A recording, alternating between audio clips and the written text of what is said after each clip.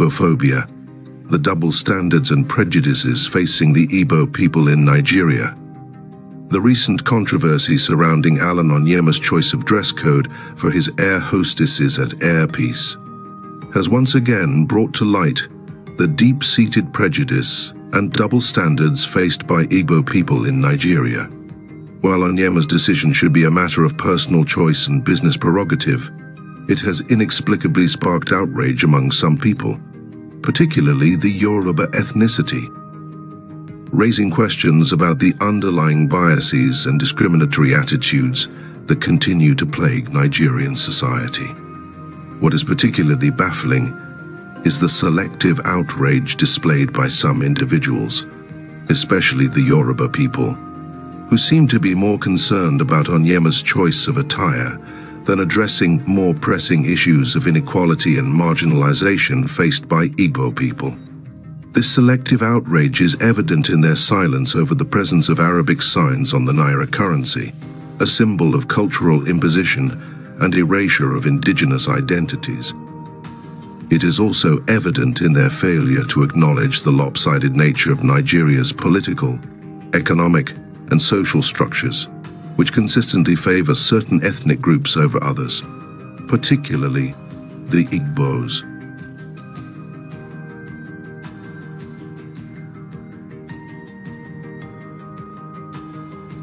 The recent Africa Cup of Nations in Ivory Coast AFCON 2023, the team was dressed in traditional Hausa attire, yet there was no backlash or criticism from the Yorubas.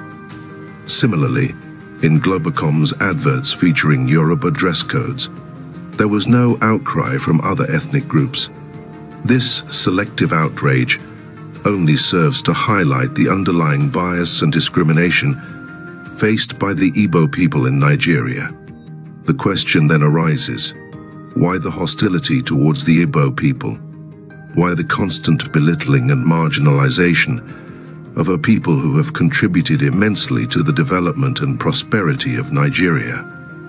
The answer lies in a deep-seated fear and resentment towards the IGBOPHOBIA, which is rooted in historical injustices and prejudices. Assuming Airpeace is owned by a man from the north, will they have such evil plans? This same Airpeace lifted most of their kids from Sudan, even when their government could not do so. The same Airpeace freely evacuated Nigerians who were left stranded as a result of the Russia-Ukraine war. None of this made serious headlines. The Igbo people have long been seen as a threat to the status quo in Nigeria.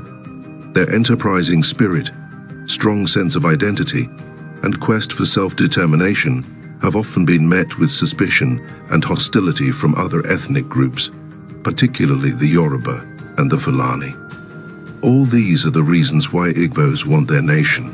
They want a nation where they will develop on their own without anybody seeing them as a threat.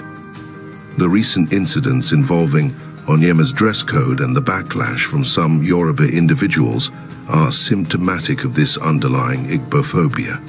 It is a manifestation of the deep-seated prejudices and biases that continue to divide Nigeria along ethnic lines.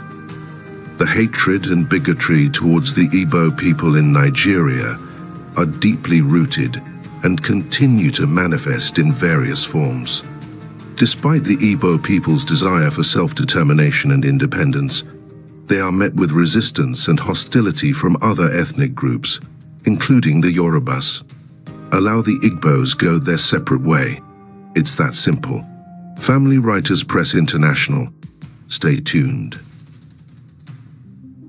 2 million, and even went ahead to give our students in Europe, in the Caribbean, in the United States, in Canada, and in the UK, 15% rebate on the already reduced economy fare, because many of them don't have route to their knees.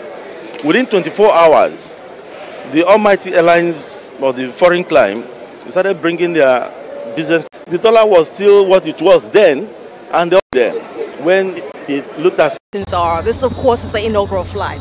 I expect the traditional Nigerian hospitality, which we have started seeing right from United Kingdom really leading up to this. But I would say that, look, as FAN, we will continue to support our Nigerian airlines and our flag carriers. We'll make sure that they have the necessary support. In fact, we did dedicate a whole bridge to them, really just to show how excited we are. But again, I'm really excited about this, and this is all about Nigeria, so a day to celebrate indeed. From cost competitiveness to passenger facilitation, travelers welcome Air Peace's new offering with 260 passengers aboard for the inaugural flight. So you were extremely eager to get on this. Amazing. All right, so tell me what your expectations are. This, of course, is the inaugural flight. I expect the traditional Nigerian hospitality, which we have started seeing right from the check-in and the boarding. You can see the atmosphere here. Everyone is happy.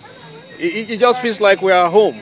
And I will look forward to a smooth, enjoyable flight. Lively, of course. Amazing crew as we are seeing them. They started off well, so we expect that by the time we are landing, it will all be fun. And we'll be relaxed, and they would have enjoyed this flight tremendously. And we look forward to being on Air Peace continually. It's not Nigerians putting something for, the abroad people. It's like Nigerians can partake of this, ingenuity, and I just feel a sense of pride. So yeah, I know it's going to be an awesome flight. This is a big win for all of us Nigerians, and I believe that we're all going to be patronizing massively. I'm very proud of Air Peace, very proud of Mr. Nyema and what he's doing with Air Peace. He's been there for Nigeria so many times, and Nigerians really need to support him and just be there for Air Peace and for him as well. My name is John Paul. John Paul, and you, sir? Keith Lojima. We expect a smooth ride all through. I mean, the weather is good, and we're all prepared and we're all set to go. The excitement is put us over the moon, Yeah. So a smooth ride. The weather is good, except that around London, there's some kind of weather, but it's not that much. This is what we're talking about. This is Zobo, served on an international flight emanating from Nigeria. It's never happened. We've been served foreign delicacies, but this is Zobo. This is Kilishi. Abby Olawi for Arise News.